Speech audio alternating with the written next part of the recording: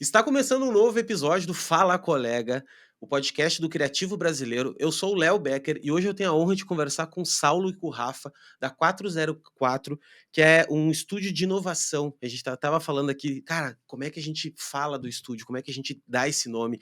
E eu acho que é justamente por ser um negócio inovador, né? A gente está trabalhando com coisas que estão na fronteira aí da nossa indústria. É difícil até de colocar no nome, é difícil de até botar numa caixinha, tá? Mas a 404 produz vários projetos que têm a intersecção de tecnologia, de inovação, de design, com craft, com tudo isso, e entrega para grandes marcas globais, grandes players globais hoje, e a gente vai falar disso, tá? Vamos detalhar. Eu quero só te dar um recado, que se você gosta de estudar, gosta de conteúdo sobre tecnologia e tudo mais, eu tenho uma comunidade onde eu dou aulas ao vivo todas as quartas-feiras. Tem um link aqui embaixo, se você sentir interesse, tá muito confuso, gosta de estudar mesmo, mas se sente um pouco desconfortável em estudar sozinho, não sabe o que está rolando, eu faço com uma curadoria de conteúdo bem legal e toda quarta-feira a gente faz aulas ao vivo sobre esses assuntos. Então a gente fala de, cara, Conf UI, geração de imagem, de vídeo, de design, né, de um modo geral. Então é isso. Aqui embaixo tem um link, clica ali se você tiver interesse. Gente, muito obrigado, tamo junto aqui. Queria agradecer, já agradeci vocês. Sou muito fã do trabalho de vocês, mesmo que seja um trabalho novo, mas eu conheço um pouco de vocês é, nas trincheiras, eu acho, da indústria, assim, né? Que eu acho que vocês vão contar um pouco, mas a nossa indústria, querendo ou não, ela é muito pequenininha, ela é assim. Tu fala com uma pessoa ou outra, tu já viu 3, 4 que trabalhando juntos. Então, de alguma forma, o trabalho de vocês já passaram pelos meus feeds ali. E é uma honra conversar com vocês, dois grandes profissionais. E eu quero passar a bola para vocês agora. Quero que vocês se apresentem um pouco e contem um pouco da história de vocês, né, até chegar nos dias de hoje da 404 e tudo mais. Então, muito obrigado e o microfone tá com vocês aí. Boa. Léo, obrigado aí, obrigado pelo convite. A gente acho que primeiro pela introdução também super carinhosa da 404 aí. Cara, a gente é mega fã, então mega feliz aí de fazer parte. A gente já viu muitos amigos também conversando aqui, então legal demais, cara. Antes de tudo, obrigado aí pelo convite, pela Tamo junto. oportunidade também de falar junto com o Saulo aqui, que é meu irmão aí da vida também, que a gente se encontrou, a gente conta um pouco também quando as nossas histórias se encontram. Eu vou começar então, Saulo, tudo bem? A gente pode ir fazendo juntos também, a gente Não, eu pode. vou começar pela ordem alfabética. Eu até achei bom que tu puxou da RS, vai por ti mesmo. Boa, boa, boa. Manda Vamos de ver, Rafa. boa. Meu, assim, a minha história com criatividade, com publicidade, eu acho que ela começou desde moleque, assim, eu sempre fui muito mais introvertido, assim, mais nerd, assim, nos tempos de escola, assim, acho que sempre encontrei, né, acho que quando a gente fala de software de imagem, programação, sempre uma forma de acho que de expressar um pouquinho, coisas que pra mim eram muito mais difíceis de falar, assim, e tudo mais. Fui muito puxado pra esse mundo, acho que pelo meu irmão, assim, que é meu ídolo, assim, acho que desde menino, assim, via, cara, montando computador, mexendo em software diferente, mexendo em 3D, mexendo em software de animação e fuçando, acho que é um tempo da vida, assim, que eu sempre falo também com o Saulo, assim, que é um tempo que eu tenho muita saudade, que é o tempo que a gente tinha tempo de fuçar as coisas, sabe, cara, que a gente aprendia as coisas de fuçar, né, de, puta, faz um curso ali, mas vai programar um site, abre um fórum e descobre como é que faz um ActionScript diferente no Flash. Esse tempo que era muito acho que a gente voltou um pouco pra isso agora, acho que tá todo mundo meio nessa quando a gente vai pra AI, a gente acho que volta pra esse momento de, puta, que a gente tá experimentando coisa, fuçando coisa, que é muito legal. Mas esse é um momento que acho que a gente também tinha mais tempo, assim, né, menos interrupção e mais tempo, que era muito saudoso, assim. E aí, sei lá, chegou em algum momento que também meu irmão foi fazer publicidade, eu comecei a ver os trabalhos que ele estava fazendo na faculdade, falei: "Pô, tu tem essa profissão, que foda". Dá pra e era um momento que a publicidade ela estava se misturando um pouco com web, com design digital, que eram coisas que eu gostava mais, assim, acho que quando eu comecei em publicidade eu não tinha essa coisa, putz, eu era um mega fã do Washington Oliveto, eu meio que fui aprender depois, assim, sabe, quem era essa galera. Eu nunca tive esse fascínio, nossa, um filme comercial maravilhoso. Eu fui tomando gosto muito por isso depois, assim, estudando mais a história da publicidade, eu sempre fui muito mais fã de coisas que interagiam, que entravam em contato comigo de uma forma mais orgânica e tal. E tive uma baita sorte que na faculdade um dos meus professores foi o Marcelo Páscoa, sorte e privilégio também, né, porque, Que o Páscoa, assim, é uma das pessoas mais geniais também que tem, eu não sei se ele já passou por aqui também, mas ele é um nome incrível. O Páscoa, ele era o diretor de criação na época da New Content. Eh, e aí eu lembro que ele foi meu professor, eu apresentei um trabalho pra ele, e eu falei: "Putz, também queria muito, sei lá, trampar com vocês". A New Content era na época que estava começando a história de branded content no Brasil, então é uma filosofia de, putz, fazer coisas que não interrompam as pessoas, mas fazer conteúdo de verdade para as marcas, então aquela conversa que, putz, já faz quase, cara, 15, 20 anos. É, já começa a chutar uma entregar, mas e eu nem sou tão velho assim, mas já começa a dar uma entregada, né, de começar, puta, tem um tempo ali. E e aí ele me lembra que ele falou assim: "Manda um e-mail pra esse cara aqui, é felipe.simi@newcontent.com.br". E aí eu fui, falei com o Simi, e desde então a gente andou juntos por, muitos anos, assim, foi tipo meu pai na profissão, assim, a pessoa que me explicou tudo, assim, que me trouxe para o mundo, né, das agências, assim. Isso foi muito interessante, porque o Simi sempre foi um cara que ele era um criativo, mas ele era um estrategista também, então ele nunca separou muito essas 2 coisas, né. Puta, o Sim escreve muito bem, o Sim escreve novela e faz estratégia global de marca, né, ele tem esse lugar irritante que tudo que ele faz muito bem, assim. E aí, mas isso acho que de alguma forma me formou bastante, assim, de eu nunca conseguir separar muitas coisas também, porque eu tinha um exemplo que não separava, assim. E aí a gente trabalhou um tempão juntos na New Content, depois ele foi pra Flag, a gente ficou um tempo separados, depois ele me levou, eu lembro que ele me apresentou para o Martini, para o Matheus, pra toda a turma lá. E tinha uma vaga na Cubo Nova York, né, e eu falava: "Caralho, não sei nem se", já achavam muito foda trampar na Cubo. Na Cubo Nova York eu falava: "Putz, sei lá, né", tem sempre, né, esse fetiche da gringa, né, de será que a gente tá, e aí eu lembro que eu fui para o escritório da Berrine, achando que meu primeiro dia era trabalhar na Cubo e tal, e aí me chamaram numa sala que estava o Simi e outro ex-chefe meu super querido, que é o Pedro Tourinho. E eles falaram: "Então, a gente vai montar uma agência que chama Soco".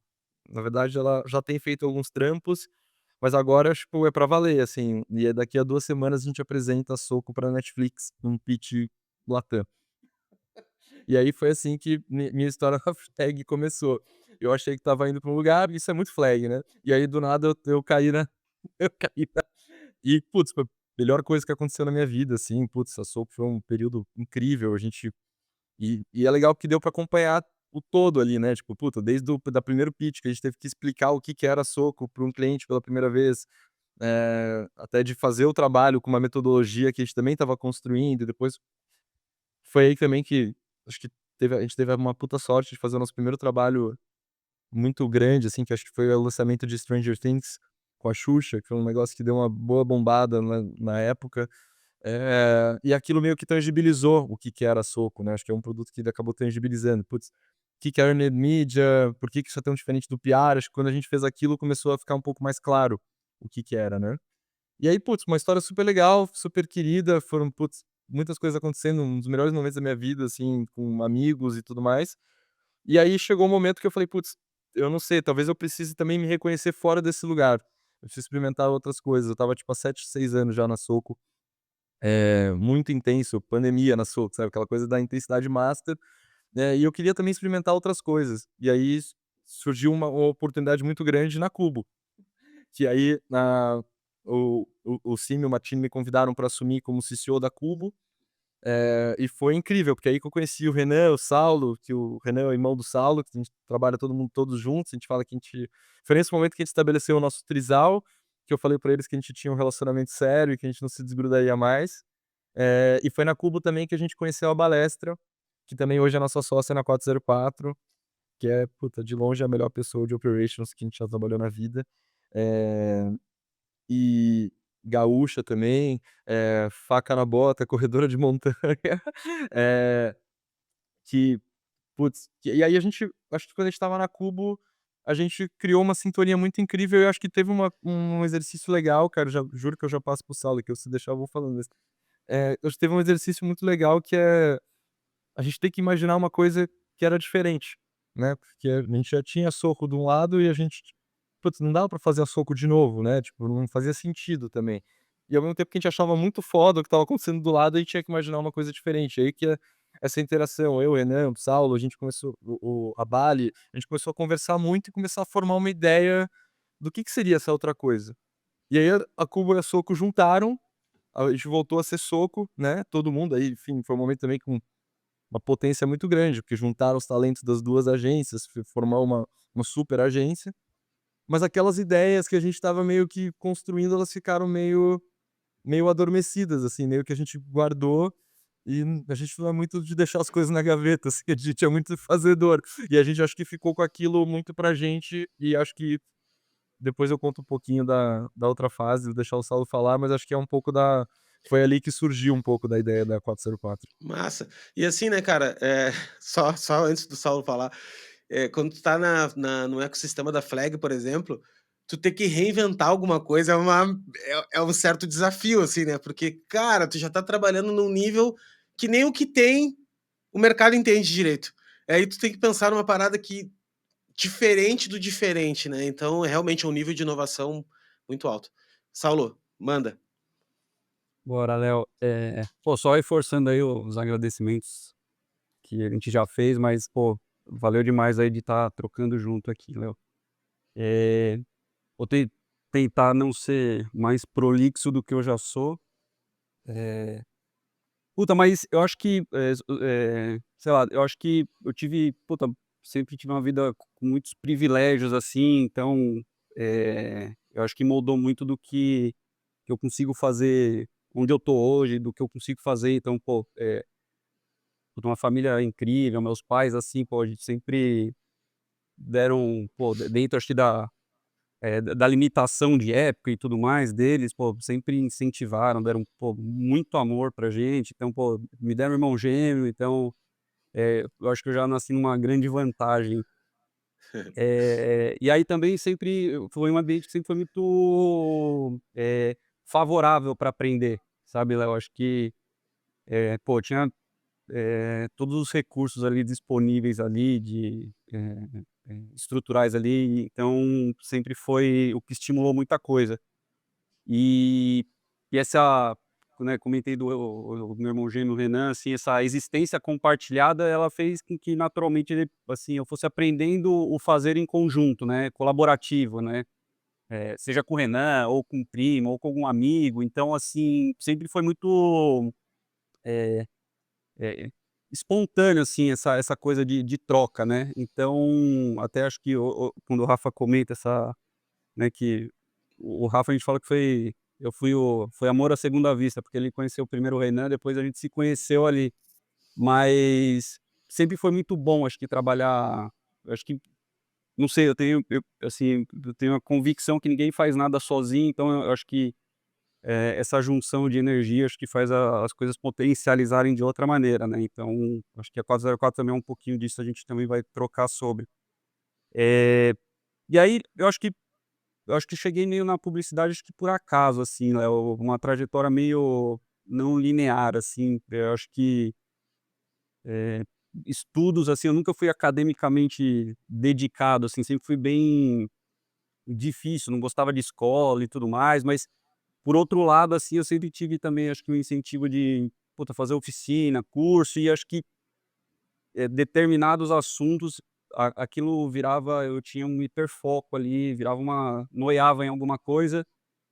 E aquilo se tornava uma obsessão, então desenvolvia muito, ia atrás de muita coisa. Acho que até hoje eu ainda mantenho essas características, né. Putz, e acho que eu sou de uma época, acho que nós todos aqui somos de uma época, sei lá, anos 90, então assim, não tinha Fala por tanto vocês, né, cara. Fala por vocês, né, cara. Eu estou novo, né, velho. Eu faço 40 anos amanhã, cara. Então nós ah, é? estamos no mesmo barco aí. Boa, Aham. boa, tô com 40 também, né. O Rafa que é novinho, o Rafa é o prodígio. Quantos anos, Eh, Rafa? Eu tô com 34. Ah, tá, não, mas não, já não como é que é, já não amolece na primeira fervida. Já não é Não, tão novinho. já tem um já casquinho, tem já umas tem um barbinha casquinho. branca. Pode crer. Desculpa, Saulo, É, segue aí. imagina, imagina. Eh, então,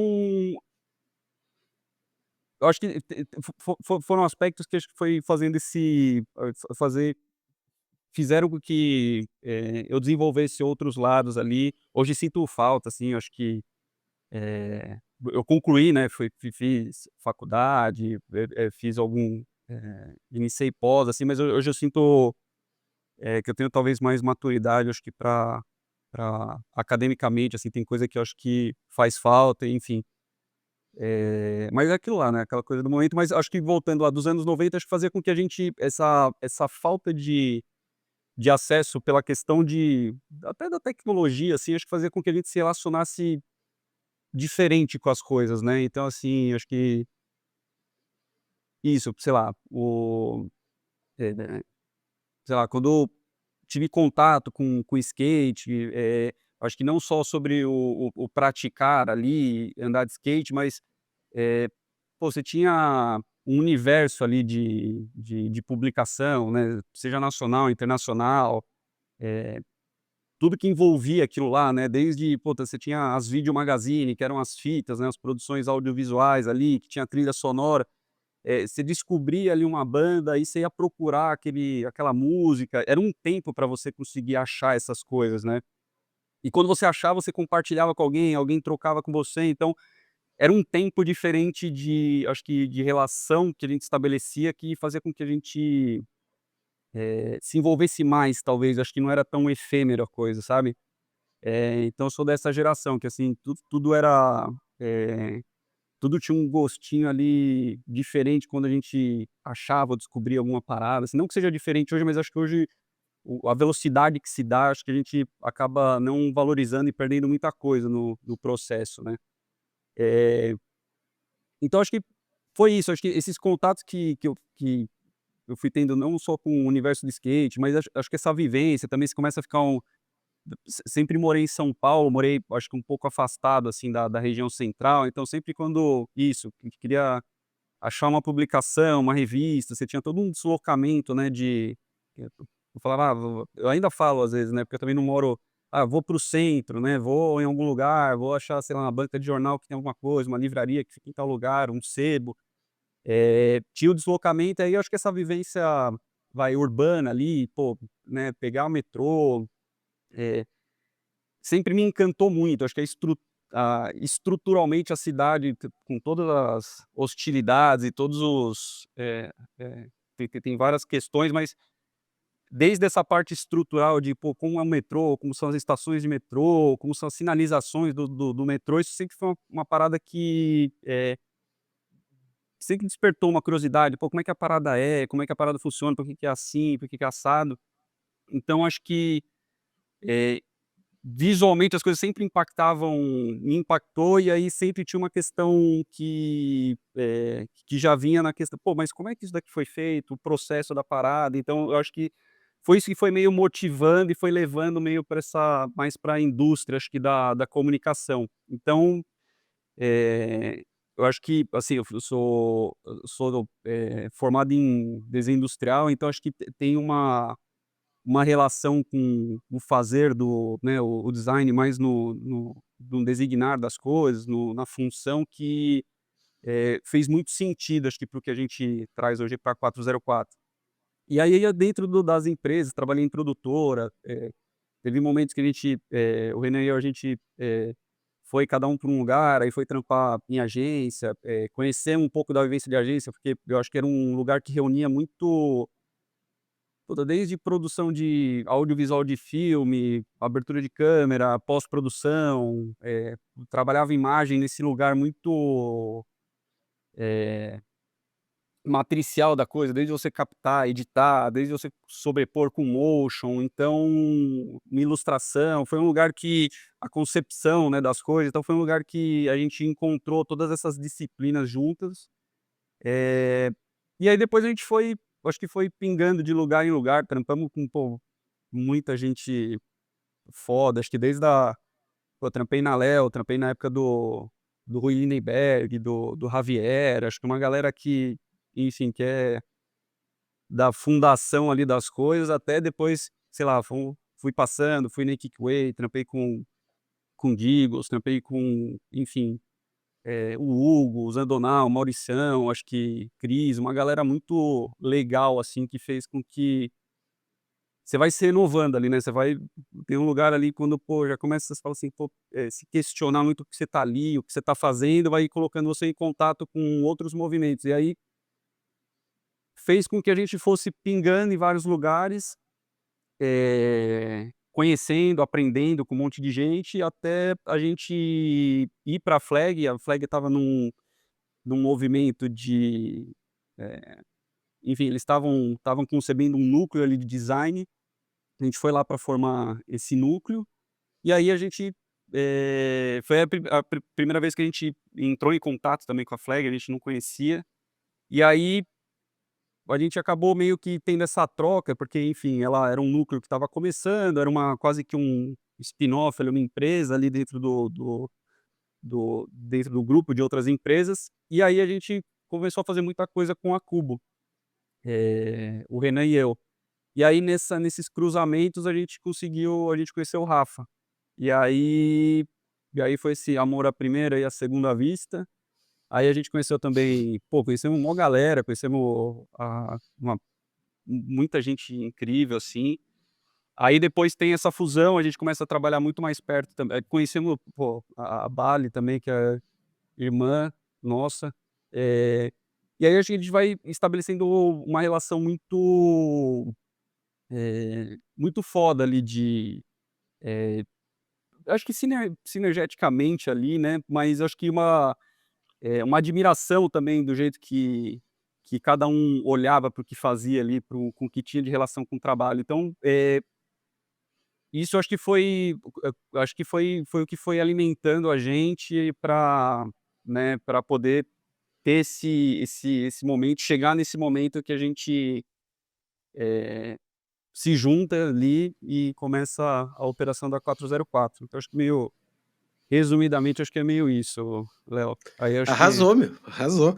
É muito bom falar da nossa trajetória, sabe? Quer dizer, eu tô falando por mim que eu gosto de falar, porque às vezes quando eu recebo mensagem da galera que sai daqui, a galera diz assim, ó, cara, tu me fez eu lembrar de uma coisa que fazia muito tempo que eu não falava. Porque é difícil no dia a dia tu te lembrar, né? Assim, é só lembra quando tu vai começar uma análise de novo, ou vai voltar pra análise, com um novo analista, daí tu tem que contar tudo de Total. novo, mas enfim. Gente, bom, agora conhecendo vocês, eu quero saber da A404, dentro do ecossistema, como é que é? O que vocês fazem hoje? Vamos ser bem simples assim, se a gente tivesse que explicar para nossa mãe como é que a empresa entrega, o que vocês fazem de uma forma simples e depois de uma forma um pouco mais sofisticada, né, para a gente entender também o ponto de vista de vocês, né? Nossa, essa é a pergunta mais difícil. Eu tenho sempre muita dificuldade de explicar, mas eu acho que o jeito mais simples é a gente resolve coisas de jeitos muito legais. Eu acho que a gente tenta resolver as coisas extraindo o maior valor do processo e do que elas podem ser.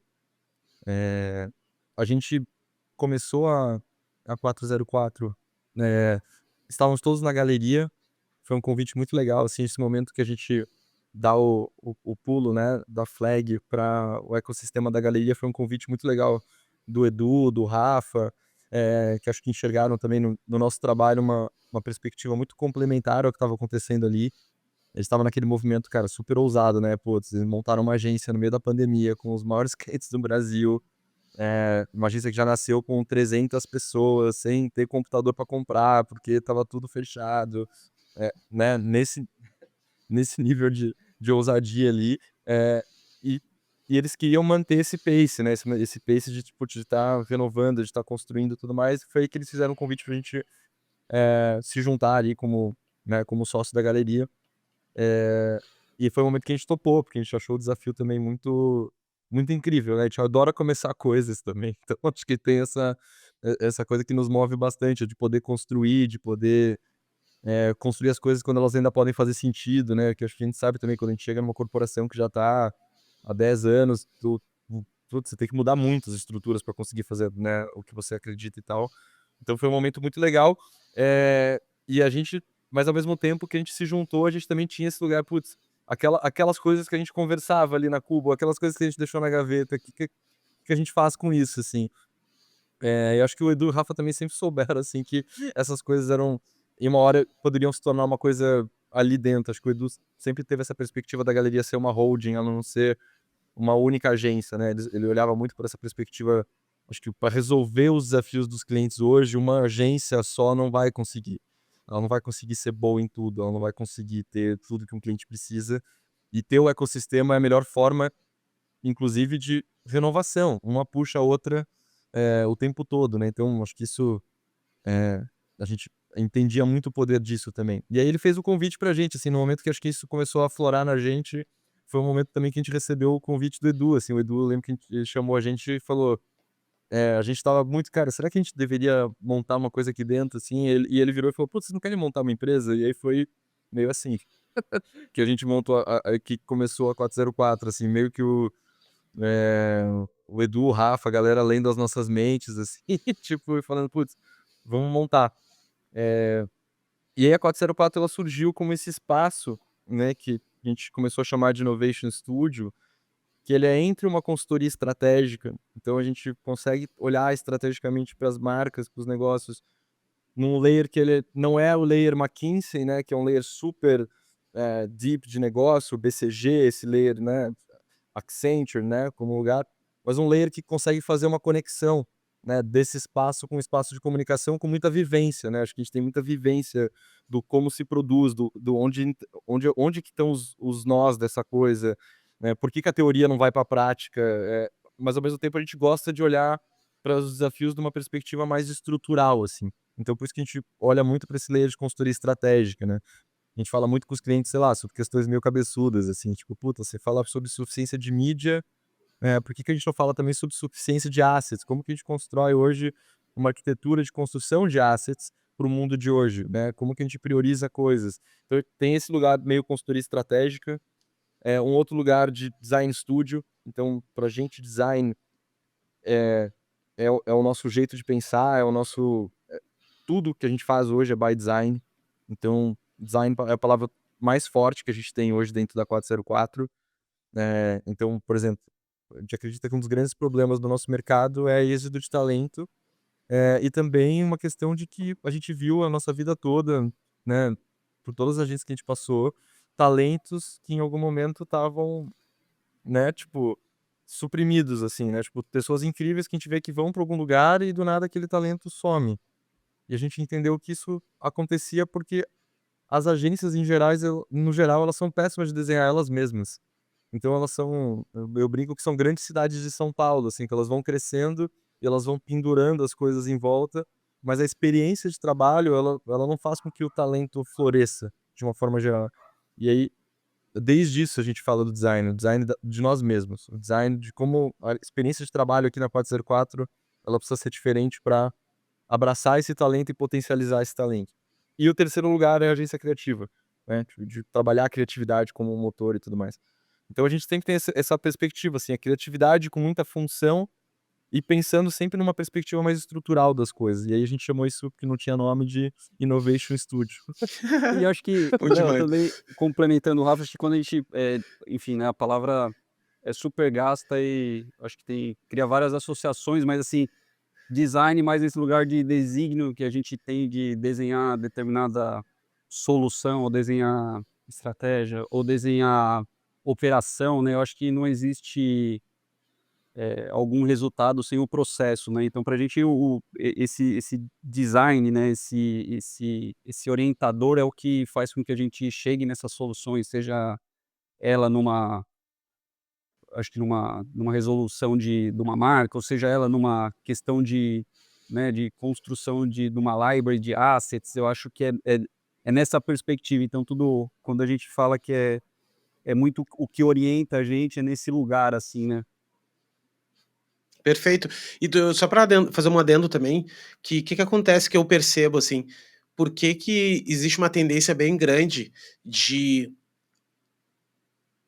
horizontalizar as empresas no sentido de grupos, né, então tu tem grupos de mídia, ou grupos de empresas, ou holdings e tal. O Martini foi um dos caras que começou a fazer bastante isso, né, no início, e tem a Landscape hoje também, que tem várias empresas e tal.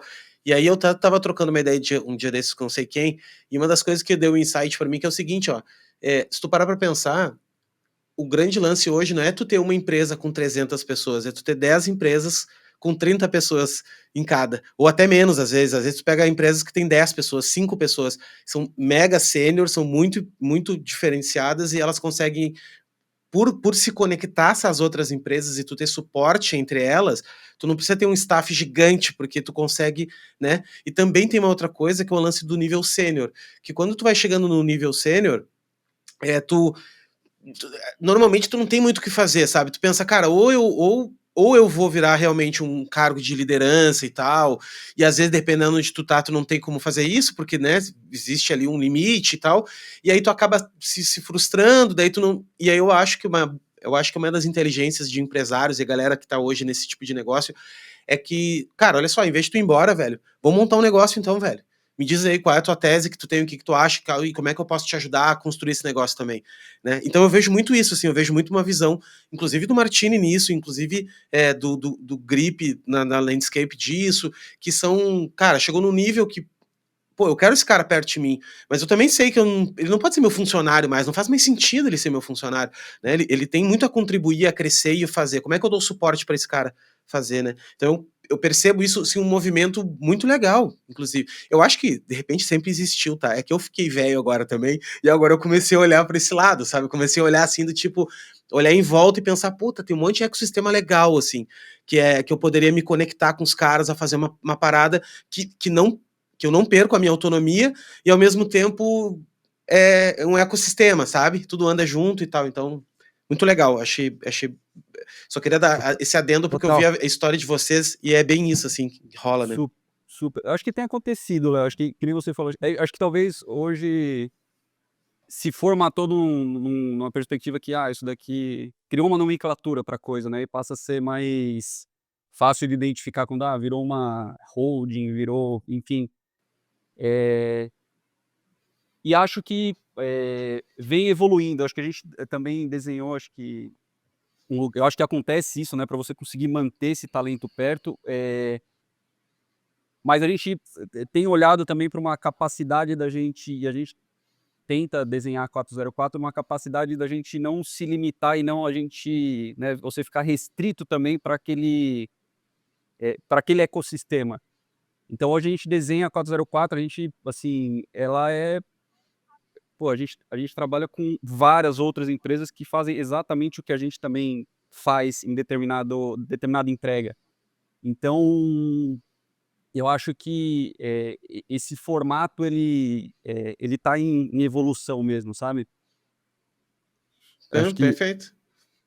eh, essa coisa de manter o talento, acho que a gente passou também por esse período, eu acho que a galeria também encontrou uma forma muito interessante de fazer isso, né, porque hoje ela é uma superpotência de 300, quase 400 pessoas, mas ela também criou um modelo de sociedade aberta, né, então hoje ela tem muitos sócios, que eu também acho que é uma outra possibilidade para essa perspectiva, né, que nem sempre a pessoa precisa empreender num outro negócio. No nosso caso foi, mas muitas pessoas hoje também empreendem dentro da própria galeria, né, então e eu acho que é até uma forma da empresa se renovando, né, ela vai trazendo não necessariamente só né, somando empresas no ecossistema, mas também formando esses agentes dentro da própria empresa, que eu acho que é um jeito muito sagaz, assim, também de você renovando o seu próprio trabalho, o que aquela empresa agora está fazendo e tudo mais. Então, né, eu acho que hoje na galeria a gente tem mais de 15 sócios na agência Galerias, não na holding, né, na agência. Então, é um modelo também que eles conseguiram encontrar que eu acho que também é mais parecido com um dos estúdios, sei lá, o Pentagram também tem muitos sócios, Uhum. né. É um jeito também de você diversificar o tipo de entrega que você faz. Eu acho que, no nosso caso, foi isso, né, a gente estava com uma perspectiva muito forte de um tipo de cultura que a gente queria construir, que seria mais rápido fazer né, tipo, separando em alguma instância. Tem muita coisa que a gente faz junto, mas muita coisa que a gente faz separado, eu acho que acho que isso que o Saulo colocou, pra mim, sempre foi quando a gente discutia, sempre foi "Putz, mas o ecossistema também não pode se tornar uma prisão", no sentido de: "Putz, então agora, né, tudo se retroalimenta o tempo todo". Putz, a gente ama trampar, sei lá, a gente com a galera da iTakeaway, sabe, é uma galera que a gente acha muito legal, sabe, a gente adoraria fazer mais coisas com eles. Não é porque eles fazem a mesma coisa que a gente deveria estar competindo o tempo todo, né. Sei lá, o Porto Rocha, são pessoas que a gente, putz, admira pra caramba, o pessoal que passou aqui também da Forma and Fun, o Fredinho, putz, são pessoas muito Maravilhosos. legais. o Grip também, a gente tá sempre vira e mexe, a gente se encontra, tá fazendo uma coisa junto, o Maltic, toda a galera também que tá com ele lá. E eu acho que quando a gente hoje se conecta num trabalho, por exemplo, hoje a gente trabalha na Netflix, a gente trabalha junto com a Media Monks. Putz, é uma parceria muito incrível, sério. Eu acho que a gente tá muito aberto, acho que nosso mercado, a gente se fechou durante muito tempo. A gente não, a gente, esse estímulo de que a gente tá competindo o tempo todo, né, com os nossos, né, parceiros e tudo mais. Eu acho que essa é uma coisa que ela só nos agride, de alguma forma. A gente tá agredindo a nós mesmos o tempo todo. Eu acho que, quando a gente tá com esse olhar mais aberto de que a gente pode colaborar, tem trampo pra todo mundo, tá tudo certo. E assim, ó, se tivesse tudo bem no mundo, não teria trabalho. Mas, cara, tá tudo errado, velho. Então, pelo amor de Deus, tem trabalho infinito, né? Tecnicamente, se tu parar pra pensar, mano, tem trabalho infinito. Não tem gente pra fazer tanto trabalho. Só que quando tu olha né, pra esse copo meio vazio, assim. Cara, deixa eu fazer uma pergunta pra vocês agora sobre como é que vocês estão enxergando. Eu não gosto de vir falar aqui de inteligência artificial, porque eu acho que a inteligência artificial ela é uma coisa que já é que nem internet. Nós pegamos a época da internet, né? Então nós pegamos uma época que existiam as agências digital. Ah, esses caras aqui são 100% digitais. E aí eu acho que a inteligência artificial é o mesmo processo que a gente está passando agora, que é, pô, como é que a gente usa, como é que tem que ter e tal. Mas daqui a pouco vai ser que nem o ar que a gente respira, assim, né? Não tem sentido tu não ser digital. É a mesma coisa que não faz sentido tu não ter AI.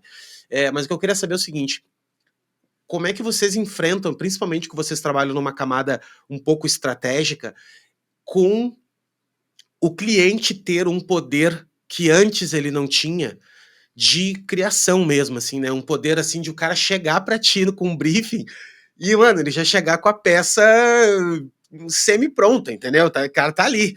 E não tá ruim. Que é o grande lance, assim, não tá ruim aquilo ainda.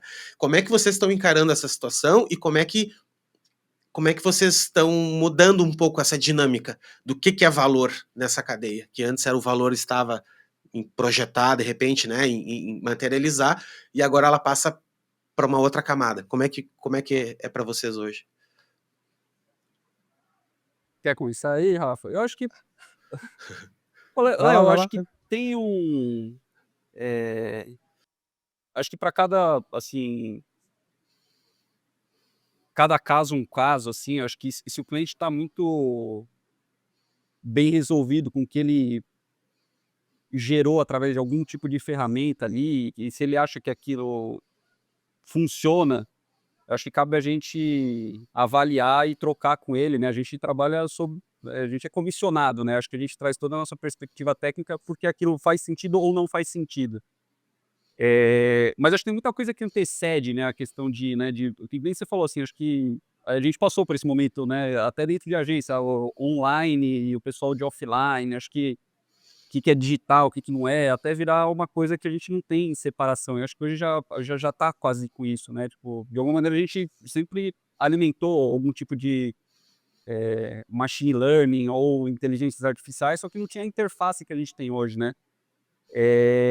Então acho que são recursos, assim, acho que tá todo mundo aprendendo a lidar com essa questão, né. Eu acho que existe um mito, né, que é a questão de otimização de tempo. Eu acho que nenhuma ferramenta vai trazer isso pra gente, porque eu acho que é uma questão humana o tempo, sabe. Então, a velocidade que se dá com as coisas, a gente não tá é um tempo que, ele é distinto, acho, do que a gente lida quando a gente tá falando de processamento de dado e de máquina, sabe. Então, tem essa coisa, é mais rápido, é relativo, acho que não, às vezes não pode ser que não seja mais rápido, pode ser que leve talvez mais tempo também. Então a gente vai lidando, acho que diariamente com, porque a coisa está evoluindo também muito rápido, né, também do que a gente vê de ferramenta. Então, a gente passa, eu acho que a gente tem muita transparência com o cliente, assim, quais são as motivações dele, porque ele quer aplicar AI em determinada solução. E a gente não tem problema nenhum de achar que fala: "Puta, realmente isso daí vai trazer algum tipo de otimização", né. Mas a gente acho que avalia caso a caso, acho que não tem nenhuma, hoje não está estabelecido nenhum tipo de fórmula ou de substituição, a gente trabalha mais como um recurso mesmo, a questão de ferramenta generativa e tudo mais. eu vejo de uma forma bem parecida também. O que eu sinto que é muito perigoso dessa discussão é quando a gente começa a se encantar por coisas que não são mais as coisas eh, que fazem a gente se encantar pelos negócios dos clientes, pela comunicação, assim. Eh, eu acho que, assim, a gente claro, como ferramenta de dia a dia, putz, incrível, né. Precisamos de muito menos pessoas para recortar coisas e tudo mais. Acho que tá nesse lugar fantástico, né, a velocidade de prototipação, de construção, né. O que eu acho que começa a ficar muito perigoso nessa discussão é quando a gente começa a discutir muito mais automação do que o que a gente faz.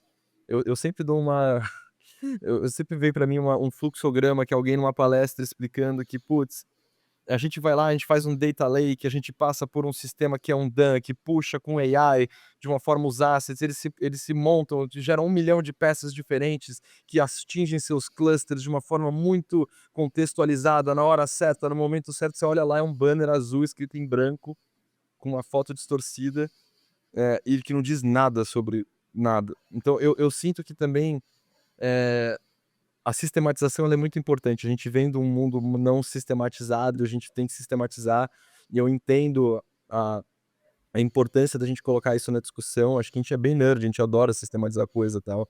Toda a parte também de função nos faz ir para esse caminho muito, assim. Eh, mas a gente vê que, ao mesmo tempo, a gente tem visto a criatividade, que é no fim do dia, eh, o que ainda encanta as pessoas de alguma forma, saindo da sala para dar lugar a uma discussão que ela é muito técnica e ela é muito vazia na perspectiva do que encanta as pessoas de verdade. E aí a gente é encantado com muitas métricas que, eh, sei lá, não sei se tipo, não é porque tem um número que ele também é o melhor número e ele é uma ciência exata, né. Acho que isso também se ilude muito por algumas questões. Não, porque eu tenho um MMA que ele me diz que a minha retenção. Sei lá, talvez eu já vi empresas que estão gastando milhões de dólares e eles não confiam nessas métricas. E ao mesmo tempo tem pessoas que acham que elas estão, eh, descobrir uma então eu sinto que tem uma relatividade muito grande, que a gente tende a se perder também, quando a gente acredita. Eu acho que o grande problema é quando a gente para de acreditar em criatividade, é que a gente passa a acreditar em números que alguém montou com uma fórmula de Excel que não necessariamente ela tá com sei lá, transmitindo a realidade, né. É o novo sistema de pesquisa, né, que a gente vê que às vezes ele não reflete a realidade, por mais técnico que aquilo seja em alguma instância. E eu acho que a gente tem que eu vejo muito AI como um lugar de craft, né, um lugar de construção mais rápida, mas que tanto a intenção criativa quanto o critério, né, se aquilo é legal, se aquilo não é, se aquilo tem que ir pra a direção criativa ela ainda é muito humana. Então, por mais que o processo a gente automatiza, né, tipo, a gente não vai ficar pintando as coisas, né, como a gente fazia antes, e provavelmente isso vai gerar uma queda de formação surreal, porque a gente não vai ter pessoas que tenham esse domínio técnico para instruir e tudo mais, mas acho que o craft ele vai ser muito mais rápido e muito mais automatizado ali, né, tipo, acho que a gente não vai conseguir controlar esse meio do caminho. Mas a intenção do porquê a gente faz as coisas, essa coisa que é muito humana do ímpeto, né, criativo, do resolutivo e tal, e a direção criativa, eu acho que isso ainda é o que gera muito valor, assim, no fim, né, é isso, a gente vê muita imagem gerada, pouquíssimas que nos encantam, talvez porque a gente, está muito encantado com esse momento, né, que puta, é isso, eu escrevo 4 palavras, sai uma imagem, cara, que foda, antes não era assim. Mas se aquilo tem a direção daquela marca, se aquilo encanta as pessoas com um ponto de vista diferente, se aquilo tem uma intenção de existir na cultura, eu acho que, a gente ainda circula essa solução. E aí eu acho que o valor ainda tá um pouco nisso, no como a coisa começa e pra onde a gente direciona a coisa, sabe. Mas Cara, eu muito massa. desculpa, eu acho que só complementando, mas tem um lugar, acho que paradoxal no aspecto de, eu acho que todas as questões, né, que que são recorrentes, acho que desde a cognição, desde informação e do que a gente tem de conhecimento, né, acho que assim, acho que nem tudo está na internet, mas grande parte do conhecimento humano está lá, né, e foi gerado por humanos, né. Então eu acho que, desde seja eh, de texto científico, seja de uma fotografia, seja de uma pintura, né. Então acho que, existe acho que também uma consciência de como a gente é isso, a volumetria do que é gerado hoje, talvez em determinado momento a gente tenha só coisas que foram geradas por essas ferramentas e talvez esse tipo de conhecimento onde se tinha um fator mais prioritariamente humano ali, ele se distancie tanto que talvez aquilo caia não sei, nesse vazio onde aquilo está sendo gerado por algum algoritmo e que não necessariamente a gente conseguiu avaliar ou a gente conseguiu submeter aquilo dentro de algum, enfim, acho que são criados protocolos, tem várias manifestações de conscientização sobre. A gente também tem um projeto sobre isso, mas eu acho que acho que ninguém sabe, né? Acho que é um paradoxo, acho que contemporâneo ali como a gente vai lidar com isso daqui para frente, né? Que não é só no que a gente É o, faz como profissão, né? Acho que como a gente lida como civilização mesmo, né? é o sintético do sintético, né? Porque daqui a pouco, cara, a gente tá dando valor a uma coisa que é completamente sintética, que tudo bem, que de repente é um outro paradigma, que a gente sempre deu valor para coisa que foi gerado 100% por um humano, sendo que também pode ser, não tô dizendo que 100% genérico não, é 100% sintético seja ruim, né? Não quer dizer, mas é que eu acho que nem vocês acabaram de dizer. Eu sempre que eu tenho uma palestra, eu tenho um workshop que eu tô dando agora que chama-se Craft and Code, que é justamente isso, assim, são 2 dias que um dia a gente fala de história de AI e tudo mais, e no segundo dia a gente fala de parte técnica, né? E por estudar para fazer a primeira parte da palestra, cara, tem um gráfico muito foda, assim, que é tipo, meu, se tu pegar desde a escrita humana até a invenção do dinheiro, por exemplo, cara, passou, sei lá, foram 70 mil anos das rupestres a mil e pouco, foram 70 mil anos. Mas daí depois da invenção da escrita para a próxima, cara, foi 200 anos. E aí, tu entende? Então, e o que acontece? A raspagem de dados geral global de todo o nosso conhecimento já foi feita. E agora é o seguinte, cara, dá mais 2 anos na frente, a gente já vai ter mais construído conteúdo sintético do que tudo que a gente já construiu. Tu imagina daqui a 10 anos, cara, entendeu? Então, tem dados, né, que, sei lá, mais de 60%, 70% do conteúdo da internet já é sintético, 100% sintético hoje. Enfim, então eu acho que é uma questão bem filosófica até, né, bem do que a gente, o que é valor para nós como raça humana, o que isso vai mexer na nossa psique, o que isso mexe na cultura, o que é essa nova cultura. Enfim, são vários pensamentos que ninguém tem a resposta, né? Essa eu acho que é a grande verdade. Uma discussão, assim, né? São discussões que a gente está tendo e é massa. Eu acho que a gente está aqui para isso também, né? Trocar essa ideia e discutir um pouco. Mas Total. sobre... Pode falar. Não, eu acho que a gente tem uma frase que a gente escreve nos nossos materiais, assim, acho que desde o primeiro dia, assim, que é "Relevance is the metric". Então a gente fala muito sobre essa obsessão pelo que é relevante para as pessoas. Eu acho que é aí que a gente não se perde na função das coisas. Porque é justamente isso, assim, você tem uma oferta infinita de conteúdo, eh, mas não necessariamente o nosso cérebro humano vai conseguir lidar com isso. Chega um momento que hoje a gente já não consegue mais separar o que que é conteúdo, notícia, informação, verdade, não. Já tá vivendo uma infodemia muito complexa de absorção de conteúdo, né. Eh, Quando passar por esse momento do conteúdo sintético tornando exponencial ainda mais essa produção, eu tenho muita dúvida deve aumentar pelo menos a nossa seleção. O nosso fator seletivo deve aumentar mais e a questão de relevância ainda deve ser muito eh, colocado, porque senão a gente não vai conseguir, acho que lidar, né, com o mundo em volta da gente, né, de alguma forma.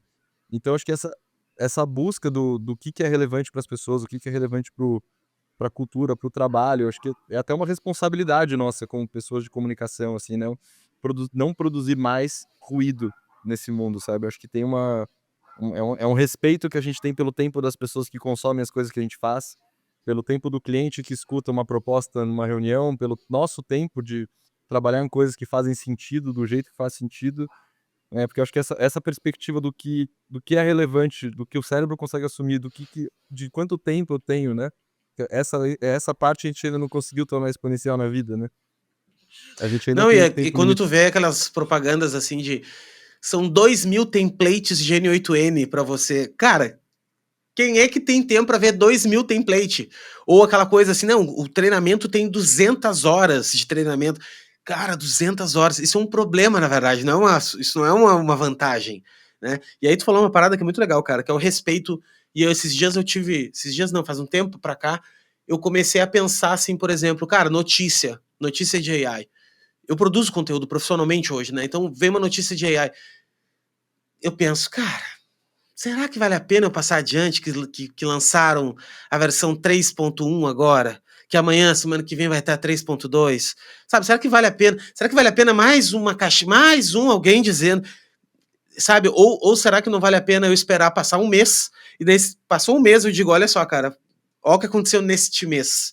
E aí a gente faz uma curadoria de coisas. E até isso chega um ponto que é isso que tu tá dizendo, assim, lembra, eu sempre gosto de falar daquele Livro de Eli, tu já viu aquele filme Livro de Eli, que o cara vai juntando as paradas no meio do caminho, daí ele, cara, tem uma pilha, aqui tem um Total. radinho, e aí ele chega lá, assim, com um monte de, o que tu tem hoje? Não, cara, pá, achei aqui um radinho, achei tal coisa, e ele troca aquilo por uma outra coisa e tal. Então eu hoje me sinto meio que um coletor, da época dos coletores, né, que é isso, tu vai andando e tu vai encontrando coisa, né, então, pô, olha só, achei um site, que isso aqui é legal, vou guardar aqui. E aí, quando eu dou minhas aulas durante a semana, eu faço isso. Olha só o que eu salvei hoje aqui. Eu abro, inclusive, meu Instagram, as coisas que eu salvo. Porque aí tem outro fator maluco da nossa cabeça, que a gente salva e não olha depois. A gente tira foto e não olha depois. A gente passa gravando show que a gente não olha depois. Então é uma maluquice, assim, é uma coisa que a gente fica. Eu tô guardando, eu tô deixando de viver isso aqui, tô deixando de ler esse artigo agora pra guardar ele pra mim não ler depois, cara. Sim, muito maluco, tá? Então eu tento até pra mim voltar a ler aquelas coisas, eu vou lá e, cara, eu vou criar um programa toda semana pra me olhar as minhas referências que eu não olhei e compartilhar com a galera, né, junto. Então, esse lance de ter essa curadoria e ter esse respeito por quem tu se comunica, pra não passar ruído, cara, é muito foda, assim. É uma coisa difícil de ser feita, né? Ainda mais hoje em dia que tem muita coisa. É, deixa eu fazer uma É uma luta. pergunta pra você. Pode falar. Não, é uma luta, cara, é uma É uma luta luta, uma porque, luta. É. existe um sistema que quer puxar, né, empurrar mais ruído, né, e Cara, em vou te todos falar, os lugares. vou te dar um exemplo prático, tá? Só pra nós fechar esse assunto. Sobre notícias. Eu sempre gostei de notícias, sempre, mas desde moleque, assim, sempre gostei, assim, sou da época dos RSS valendo, assim, que, enfim. Aí, Sim, cara, o que acontece? Eu gosto de um site hoje chamado Feedly, que é uma ferramentinha que ele unifica, né, você deve conhecer, várias trocentas ferramentas. Ok, no início, lindo, do caralho. Toda vez que tu abre aquela porra daquela ferramenta, cara, tem 2.500 artigos que tu não leu, porque é o dia de hoje, né? Puta, cara, eu comecei a passar muito tempo lendo notícia, eu comecei a passar scrollando coisa. Tá, daí esses dias eu entrei na pira, não, vou construir um agente pra fazer isso pra mim. Demorei, acho que uns 2 meses pra conseguir construir, porque tinha um problema ali que eu não conseguia, aquela coisa que tu falou desde o início lá, do webmaster, né, que eu acho que é esse desafio que a gente tá vivendo nos dias de hoje, que é aprender um pouco de sistema, programação, um pouco de banco de dados, um pouco de como é que funciona um algoritmo, para tu conseguir, né, plugar soluções e fazer para ti as coisas. E o problema que eu tava era como é que eu consigo não mandar para uma LLM uma coisa que ele já leu, certo? É um pequeno problema de programação, só que fazendo isso no N8N sem conhecimento de programação é um desafio, né? E hoje eu consegui fazer. E aí o que acontece? Eu construí um N8N agora que ele lê todos esses 30 feeds que eu tenho, 30 RSS lá, e ele faz para mim. Criei um promptzinho de sistema dizendo, cara, ó, tu é um editor de um jornal eletrônico, papapá, assim, e tu vai fazer uma seleção de notícias do que é relevante e do que não é relevante, baseado nessas premissas aqui, beleza, tá. Quando eu dou o play lá, cara, quando eu dou o play e ele faz o filtro nas notícias que existem, então, tipo assim, todo dia tem umas 300 e poucas notícias novas num dia, tá? Beleza. Daí ele passa no filtrinho dele lá, pá. De 300 e poucos, tirando Trump, Lula, Apple, Samsung, que é aquelas notícias que tem pra caralho, sobram-se, sei lá, 60 notícias no dia. E aí ele filtra, pá, sobram-se 20 notícias, tá? Cara, 20 notícias num dia. Isso já é um volume absurdo, entendeu?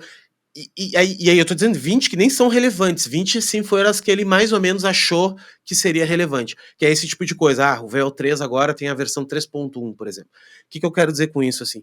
É matematicamente impossível e fisicamente impossível tu querer sentar e ficar lendo e vou consumir, não vai. Porque é uma indústria que é feita para isso.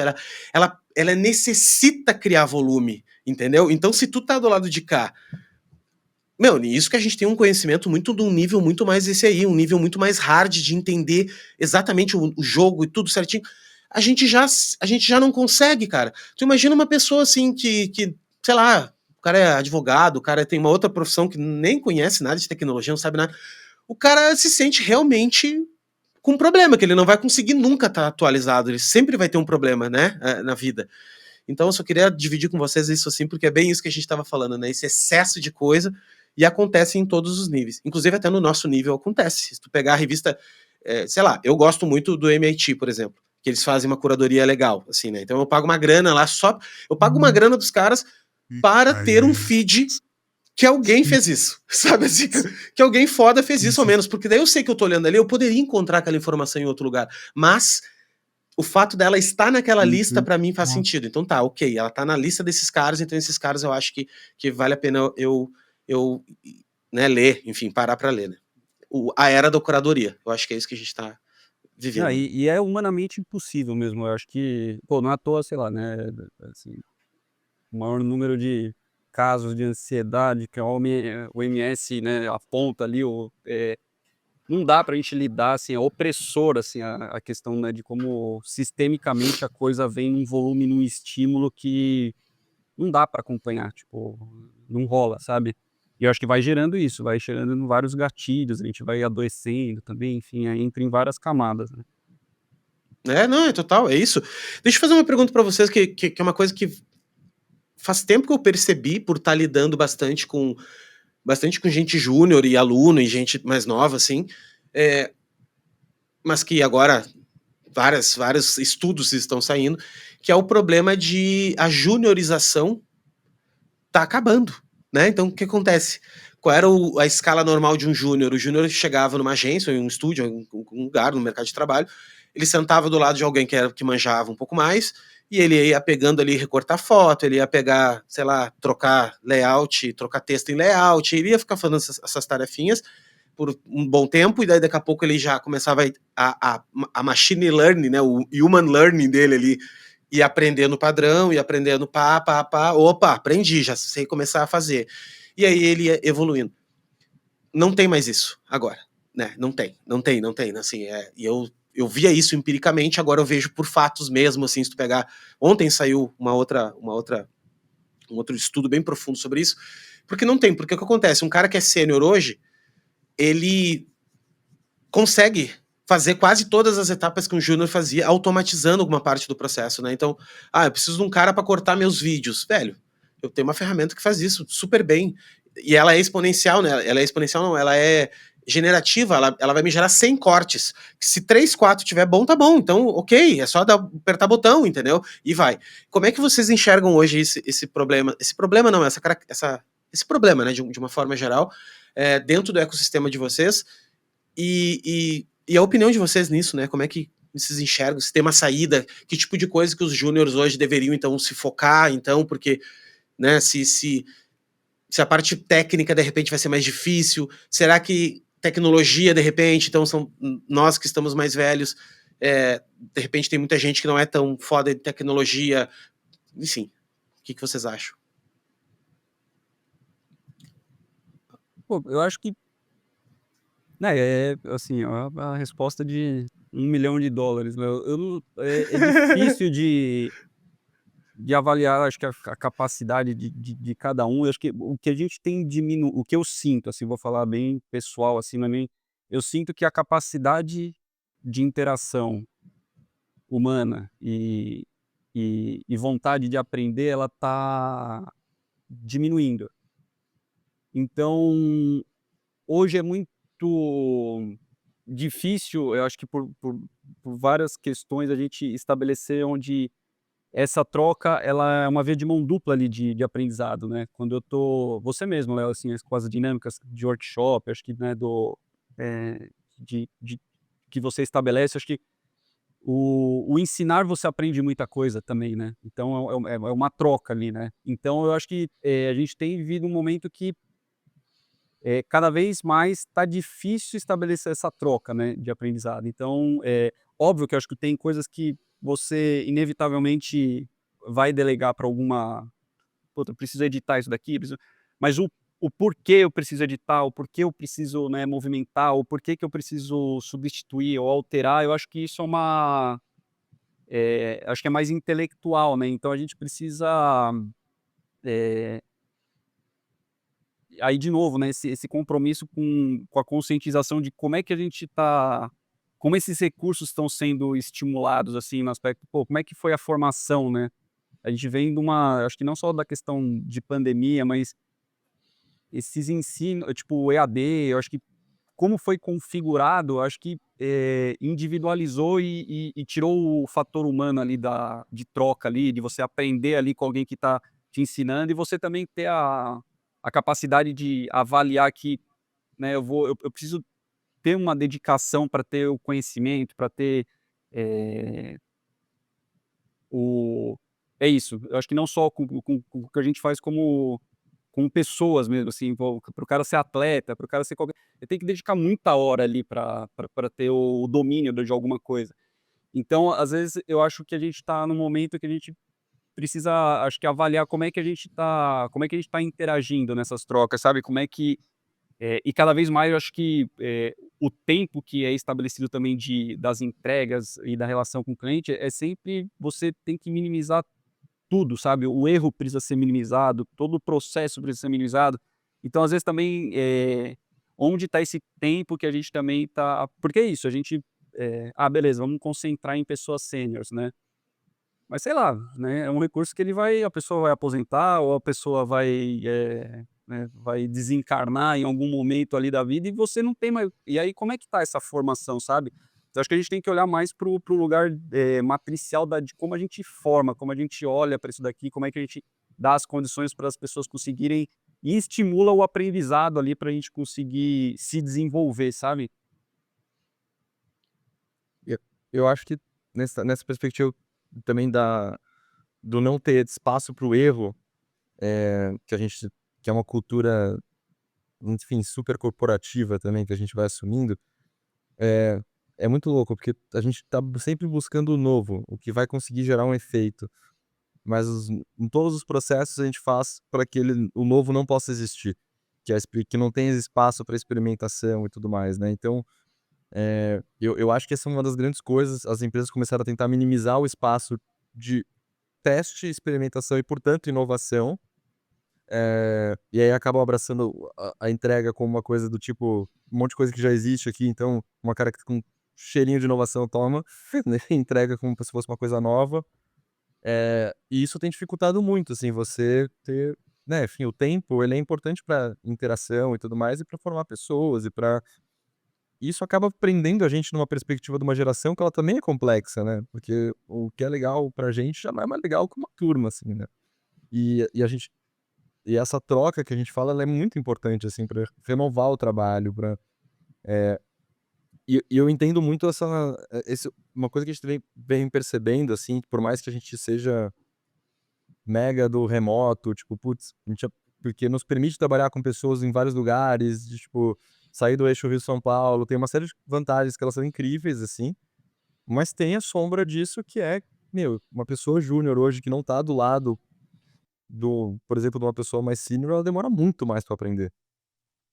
E eu acho que isso assim, a gente vem acompanhando isso, porque tudo você precisa racionalizar, porque você não tem o ímpeto o mais humano possível, que é aprender vendo comportamentos, né, e a gente só vê as pessoas em calls, né, que enfim, é sempre uma faceta da pessoa, não é a pessoa que você percebe e essas soft skills, assim, eles acabam sendo o que vai te formando, que vai te fazendo refletir e tal. Um pouco do que a gente passou também sobre a questão, pô, recortar uma coisa rápido, ela é muito foda, mas o processo de recortar te traz tanta coisa que hoje você não aprende mais. E aí você vai fazer um prompt, você usa todo o teu conhecimento que você teve fotografando ou, construindo coisas. Então tem um esvaziamento também da técnica em alguma perspectiva, assim, né, acho que, sei lá, pelo menos os melhores diretores de arte que eu trabalhei eram pessoas muito manuais, né. Pô, René Saulo, cara, putz, são artistas plásticos também, tipo, tem vários exercícios, pessoas que pensam com o fazer da coisa, né, pô, o Pido, uma galera que acho que, tipo, tem o Malti, que, pô, sempre foi um diretor de arte incrível, porque sempre teve uma perspectiva de fotografia incrível, né, e isso eu acho que vai se perdendo, assim, acho que a gente vai criando uma referência que é isso, ela é muito Pinterest, ela é muito, né, muito o que tá na superfície das coisas e pouco no que vem do fazer, isso esvazia, e eu acho que pra quem tá chegando agora isso é muito assustador, assim, porque, eh e ao mesmo tempo acho que também tem um outro fator, sem querer alongar demais esse assunto, mas que é, acho que a nossa profissão ela já teve um desenho de futuro muito claro, né. Você chegava numa agência, sentava com um assistente, você podia chegar até um dia, sei lá, virar Diretor um de criação, tal. total. E hoje em dia você nem sabe o que vai ser uma agência daqui a 5 anos, então Nem os eu caras nem também querem ser. Eu nem nem quero ser quero diretor de ser. criação. Total. Sei lá, que vocês acharam isso legal, né. Então também acho que tem uma crise do tem a crise da formação, mas tem a crise do querer também, do se projetar nesse lugar e a gente tem que resolver isso, né, enfim, projetando os nossos lugares para eles serem sonhos dessas pessoas também, né, senão a gente Cara, tu perde. falou tu falou uma parada do presencial, então, o que acontece? Eu também sou do digital, sempre fui do presencial, mas, né, depois que, enfim, eu trabalho há anos em casa também já e tal. E aí, cara, eh, pela indústria que eu tô hoje, assim, que é a indústria de comunicação e também de educação, querendo ou não, e assim, a indústria de curso online e tal, eu me saturei um pouco, de verdade, assim, com esse modelo lançador de curso, né, tu tem que fazer tudo, tu tem que vender, tá ligado? Tudo tu tem que vender, tudo tem que ser um curso de alguma coisa. E eu nossa, assim, é uma parada pra mim que eu odeio, sabe. Só que também tem o outro lado da ponta, que é o financeiro, né, o modelo de negócio. Como é que tu renova esse modelo? Como é que tu consegue entregar conteúdo sem ser cobrando por ele? Enfim, daí tem um outro papo. Mas o que eu quero dizer é, quando eu tive a ideia de fazer esse workshop, eu pensei o seguinte: "Não, irmão, eu vou fazer presencial. Eu vou fazer presencial, não escalável, não é escalável, dá um trabalho do caralho", só que assim, ó, tu enxerga no olho das pessoas, tu vê nas pessoas elas mudando. Tu vê elas entendendo uma coisa que demoraria, cara, meu, semanas, meses pra pessoa entender. E ela entende porque ela estava do teu lado ali, tu fazendo, mostrando, a pessoa já tira uma dúvida, que aquela duvidazinha que ela tem, a gente sabe, aquela duvidazinha, tu não encontra aquela merda, cara, na internet, entendeu? Ao menos do jeito, assim, no teu caso específico, eu sei porque eu sou muito autodidata, assim, então, às vezes eu quero descobrir como é que, puta, uma coisinha que deu lá, que não tá na internet, cara. E eu sou bom de buscar, velho, não tá ligado? Não tá. O cara passou um problema daquele, mas mais ou menos, não é exatamente igual. Então, quando tu tá no presencial, é incrível. É incrível, é uma mudança, assim, tu tá dentro de uma sala com pessoas legais, e aquilo ali tu não tá focado no telefone, tu não tá vendo a coisa piscar, tu não tá vendo nada, cara, tu tá sentado ali trocando ideia. E aí, assim, meu, pra mim, hoje, mudou drasticamente a minha maneira de pensar. Então, assim, eu tô fazendo exatamente o caminho oposto agora. Agora eu quero fazer turma presencial, entendeu? Tipo, eu acho que tem um caminho híbrido nesse caminho, que é o seguinte, que eu já percebi. Eu dei 3 edições já, eu vou dar a terceira agora. A primeira, a segunda. Na segunda eu já pensei o seguinte: "Cara, eu preciso construir uns materiais gravados pra uma parte que é mais técnica", sei lá, tô falando de Confluent, por exemplo. Cara, é muito foda tu aprender Confluent do um dia pra noite, mesmo que eu te mostre ali, é muito difícil. Então, pô, de repente eu tenho que ter algumas coisas gravadas de apoio. Então, como se fosse a apostila antigamente da Eletromídia, não, como é que era? Da Macromídia, que nós ganhávamos lá, em vez de dar apostila, vai ser lá, né, uma trilha de conteúdo numa plataforma gravada no YouTube lá, uma coisa assim, para o cara reconsultar. Mas o produto mesmo é a experiência. E eu vou te dizer, cara, foi tão bem aceito isso que não é nenhum problema comercial mais. Sabe aquele problema que se tinha assim, tipo, ai não, porque Eu posso ganhar na escala, eu vou vender 50.000 cursos. Não, cara. Eu posso fechar uma turma de 30 pessoas, entendeu? Tá, 30 pessoas, claro que é um ticket mais alto, mas como a pessoa entende que é presencial e ela dá esse valor, ela pensa, não, cara, eu vou estar lá com o cara, sentado lá, 2 dias sentado com o cara, vale a pena eu pagar, às vezes, assim, 5 vezes mais do que um valor de um curso online. Por quê? Porque, né, então aquela questão até do que a gente voltou atrás, do valor das coisas, do valor, né, então se essa coisa sintética, digital, porra, daqui a pouco você não tem mais valor, velho, entendeu? Não tem valor. Mas daqui a pouco nós ir pro meio de uma fazenda no interior de São Paulo, tomar café gostoso que todo mundo gosta de tomar e falar de Confuai, velho, vai ser uma bagulho muito legal. Muito legal. Que assim, tu pode cobrar 10.000 do cara que o cara, meu, vou dar um jeito de fazer. Isso porque eu acho que é uma coisa legal. Porque vai ter gente legal e tal. Então, eu acho que esse caminho da experiência e a educação nesse meio do caminho aí, eu acho que tem jogo aí, sabe? Tem jogo. Eu acho que é uma questão de nós pararmos de olhar tanto para a escalabilidade nesse sentido maluco. Precisa. Eu acho que estamos passando dessa fase. Eu acho que o forma de lançamento já está caindo um pouco em desuso. Eu acho que. é, Quer dizer, não sei, né? Os guris da Hotmart estão ganhando dinheiro pra caralho ainda, mas eu digo assim, acho que as pessoas mesmo, né, elas estão buscando outra forma de se relacionar com o conhecimento, né? E não só. Porque se tu parar pra pensar, tudo tá no YouTube. Qualquer coisa que tu queira aprender, qualquer coisa tá no YouTube. E por que as pessoas não vão lá e sentam e olham no YouTube? Porque elas gostam de saber que outra pessoa tá dizendo pra elas o que é bom e o que elas devem estudar, né? Eu, como autodidata, depois de mais velho, eu percebi que isso era o que eu não conseguia fazer com as pessoas. Por exemplo, eu sempre criticava as pessoas. Por que tu não bota no YouTube e não aprende, cara? E aí, depois de muito tempo, eu comecei a descobrir que, na verdade, eu confio no meu roadmap. Entendeu? Confio entre aspas, mas assim, eu acredito no meu roadmap. E a galera não acredita. A galera acha que aquele vídeo ali, não, de repente aquele vídeo não é tão bom. Eu vou para outro. Ah, não, mas eu não sei se esse assunto tá certo, eu vou aprender agora. E eu vou para outro. Entendeu? E a galera precisa de um roadmap. Ó, esse aqui é o roadmap. Esse aqui é a aula A, aula B, aula C, aula C. Nem que a aula A seja um chinês que está dando, a aula B seja um professor de álgebra linear de Harvard falando, não interessa. Tu disse para ela que, ó, essa é a ordem dos assuntos, né? Só que eu fui descobrir isso agora, bem recentemente, assim, que eu comecei a perceber, sabe? Tipo, caralho, meu, por que as pessoas não aprendem sozinho? Por isso, porque elas precisam de alguém para e não tá errado, tá? Eu não tô falando aqui que eu tô certo e ninguém tá. Não, cada um tem um jeito, cada um tem uma metodologia, enfim, né? Então eu acho que é isso. Só queria dar esse feedback para que é maluco essa coisa do humano, né?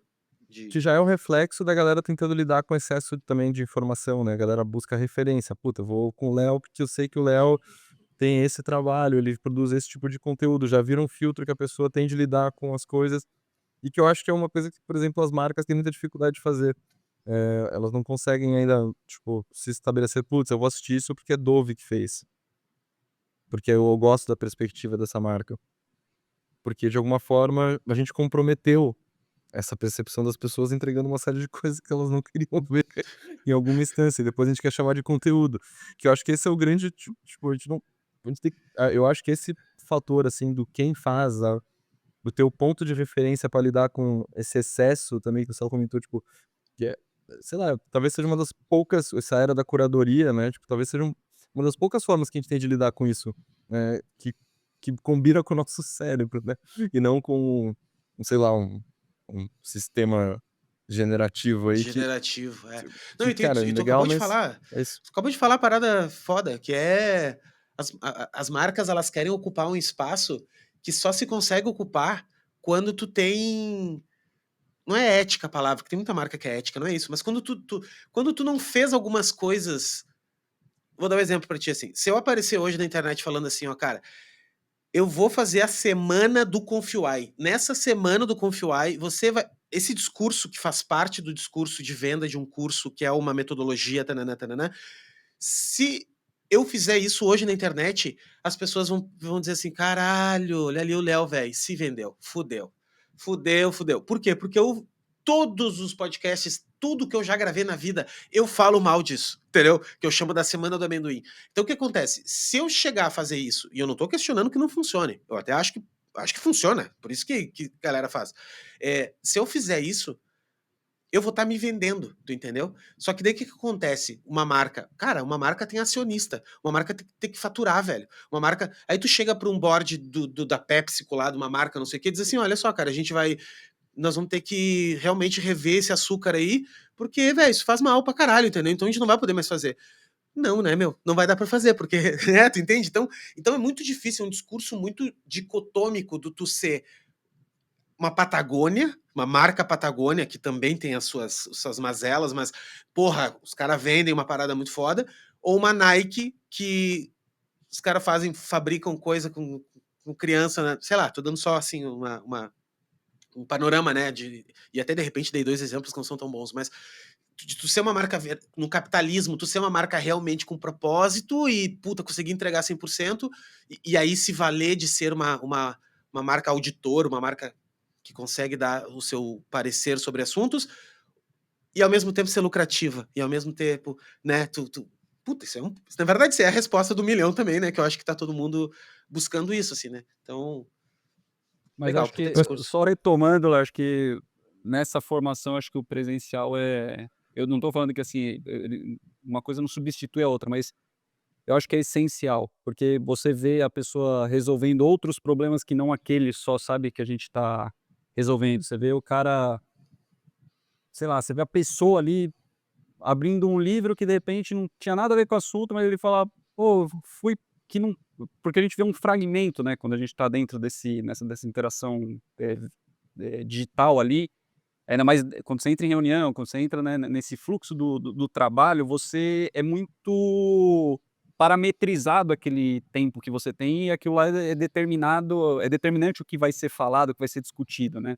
Então eu acho que quando você tem esses, o espaçamento que se ganha quando você está presente ali com alguém, eu acho que esses intervalos, eles estabelecem coisas que você fala: "Puta, entendi. Ah, por causa disso. Ah, por causa daquilo outro. Ah", ou até numa hora de ir embora, você sai andando, vai andando, marca alguma coisa e visita alguma coisa, vê alguma coisa, indica um filme, vê alguma exposição e tudo mais. Então acho que, e aí eu não estou falando, acho que da formação só né, dessa, mais no nível, que às vezes tá começando numa profissão, mas acho que em todos os níveis, assim, a gente sente, que a gente tem um ganho quando a gente tem essa troca presencial.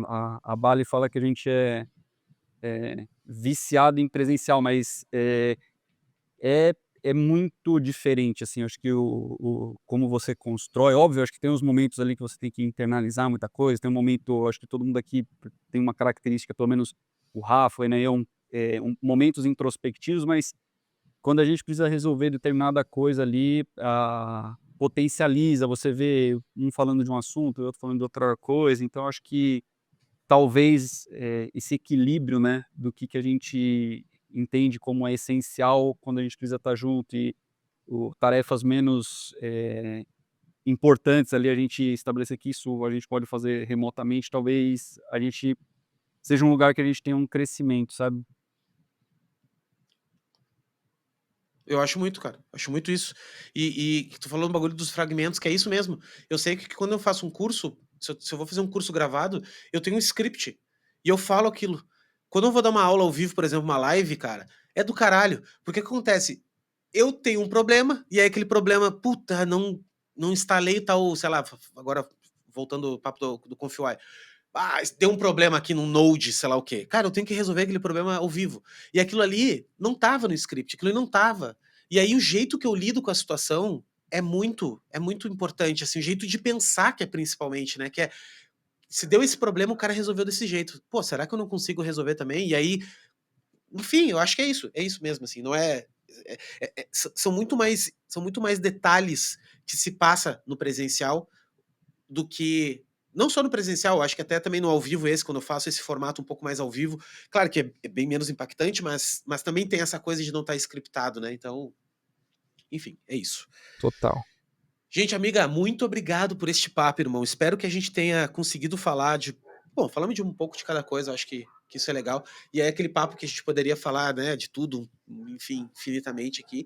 Queria agradecer muito, assim, vocês dois, cara, aula demais, assim, é é admirável conversar com gente que a gente admira, que a gente foda, assim, né? Ter acesso a isso. E poder dar acesso também pra uma galera que tá escutando isso também, que eu recebo muito feedback positivo, assim, de pô, cara, pô, gosto muito daquele cara, não sabia o jeito de pensar. Inclusive isso agora, exatamente esse exemplo. Até falei com o Rafa antes. É, que é assim, ó, eu recebo muitos e-mails, cara, muitas cartinhas, lembra? Recebi umas cartinhas. Que é o seguinte, ó, porra, cara, eu conhecia, sempre gostei muito do trabalho do Rafa, cara, só que eu só vi o portfólio dele, ou portfólio, uma palestra dele, ou alguma parada assim. Eu não conhecia o cara de verdade, não sabia uma história dele, não tem um livro dele pra me ler a história do Rafa, entendeu? Então, quando tu vê um detalhamento, uma coisa mais humana de uma pessoa que tu admira, nossa, cara, é incrível, assim, sabe? Porque tu dá valor, tu gera valor para as pessoas, sabe? Então, muito obrigado por vocês aqui vir aqui compartilhar. E eu queria que vocês deixassem palavras finais aí para nossa audiência. Léo, primeiro, obrigado aí pela oportunidade de estar aqui contigo, junto aí também com o Sal, que é sempre gostoso trocar e, puta, pra uma audiência que é uma galera mó legal, assim, mais legal ainda. Parabéns pelo trabalho, parabéns por também sempre fazer isso desse jeito sem script, que a gente troca uma ideia e tira muita verdade, assim, acho bem diferente o jeito que é construído, acho muito legal, cara, parabéns. Fiquei com vontade de fazer o presencial, vou me juntar. E, putz, eu não sei, recado é muito difícil, mas eu acho que eu, eu sinto isso, que a gente tá num momento que a gente teve que aprender como os sistemas funcionam, a gente tem que lembrar como os humanos funcionam e como a gente quer funcionar, sabe? Eu acho que, pô, a gente pode fazer um monte de coisa remoto, sistêmica, caceta 4, mas vai ser legal. É isso que eu esperava quando eu fui trabalhar com criatividade, querendo estar perto de pessoas que eu admiro, quero passar tempo junto. Puta, acho que não. Então depende muito da gente relembrar dessas coisas. Muito bom. Tu, Saulo? Léo, pô, eu acho que parabenizar aí, eu acho que é fundamental, acho que esse trampo aí que você faz, eu acho que eu também sempre tenho curiosidade ali, falar, pô, como é que eu já vi tal pessoa, já vi tal trabalho, mas como é que aquela pessoa é, né? Eu acho que é interessante, né? Às vezes você se frustra, você fala assim, puta de um babaca, mó É um cuzão, trouxa. né? Um trouxa. É mau cuzão, aham. Já aconteceu É, comigo, inclusive. Já não, acho aconteceu, que cara. A gente acontece, passou pô. aqui e, puta, admirava o cara é um trouxa, assim, sabe? E eu, caralho, que merda. Mas tudo bem, faz parte, né? De Faz, repente eu não, e achei é que o cara era bom, um pelo trouxa. menos você tipo, já conhece realmente como é que é. Eu acho É isso que, aí. mas eu acho que é super legal porque eu acho que são trocas importantes, acho que são discussões atuais ali que a gente precisa ter. Eu acho que para ter esse senso também de responsabilidade, acho que também como a indústria, né, também responde, né, tudo isso que como é que isso reverbera. A gente está, eu acho que num lugar muito sensível, acho que de momento, de mundo em várias características, né, isso tem afetado muito, tudo que a gente faz, qualquer mercado, acho que então todo tipo de discussão, acho que em prol de uma que a gente fala, né, pô, vamos atrás dos porque sims e não dos nãos, sabe, acho que uma coisa construtiva, então acho que esse espaço aqui ele promove isso, então acho que é agradecer e parabenizar aí. Espero que a gente tenha a oportunidade do presencial, qualquer hora a gente se cruzar aí, Léo. E Não faltará oportunidade, porque eu sou, cara, quando eu boto na cabeça as coisas, eu sou que nem tu falou no início, que eu achei muito. Eu adoro vir aqui, porque na verdade, cara, tem duas coisas que eu quero terminar falando. Que a primeira delas é: eu não faço nada porque eu sou bonzinho. Eu faço porque me beneficia pra caralho. Então, assim, dar aula pra mim me beneficia pra caralho, porque na verdade, cara, eu aprendo pra caralho fazendo isso. E daí eu descobri que é uma maluquice, porque quanto mais tu faz, mais tu ajuda as pessoas e mais tu te ajuda. Então esse é o primeiro ponto.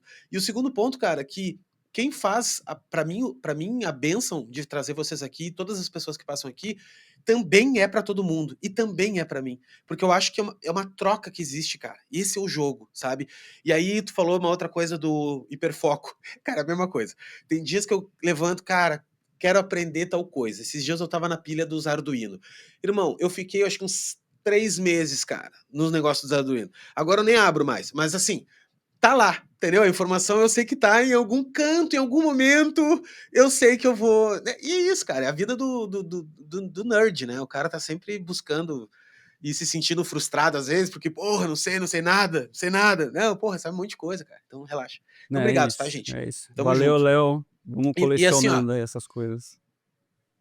vamos colecionando. E eu vou fazer um presencial e vou chamar vocês, nem que seja pra nós tomar um café, nem que seja pra nós gravar, porque eu tenho planos também pra gravar esse podcast ao vivo também, a gente produzir ele. Só que, né, mano, tudo é dinheiro, né? Tudo tem que envolver dinheiro, então a gente tem que dar um jeito de viabilizar isso aí, mas vai rolar, fica tranquilos. Gente, Bora. obrigado, tá? Tamo junto. Valeu, Léo. Valeu demais, Obrigadão. Léo. Até mais. Galera, obrigado vocês que estão escutando isso aqui também. Deixa gravadinho. Deixa um joinha aí, manda pros amigos. Faça alguma coisa, contribua com seus 2 centavos pra que esse conteúdo chegue para mais pessoas. Tamo junto, fique com Deus aí. É nóis. Beijo.